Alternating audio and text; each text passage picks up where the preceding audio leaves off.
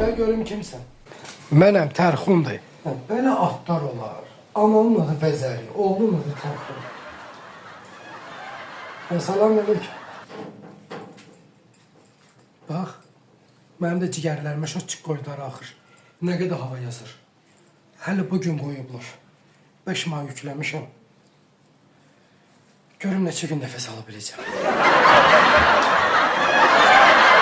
Məndə gecələr çox yazır. Çatdıra bilmirəm, and olarlar. Sən qripsən? Belə də biraz.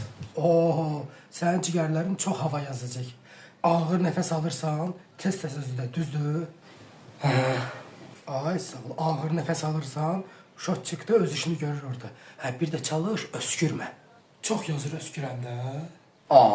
Özü də necə? Elə bil 5-5 motora avarot verirsən. Öskürəndə ki, hava reski çıxır cigərlərindən. Hər öskürəyə 40 qəpik, hər öskürəyə 40 qəpik. Bəs neynim mən yazır?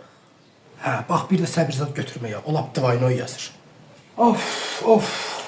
Bax atam qardeşim, ağzınla heç nə eləmə. Başqa yerinlə nə edirsən elə? Yəni, oradan nəsə eləsəm, heç nə yazmır. Yox, oradan heç nə yazmır. Amma indi çox zad eləyib yazma da. Bir də görərsən ki, qoşublar kötan boyda dalğa şot çıxır. Arada leva hava alıram. Başa salaram sonra sənə. Yəni, səndən bir dənədir də. Neyse, mən getdim. Get. Nəfəsimi boş yerə xərcləmə. Kasıb adamsan.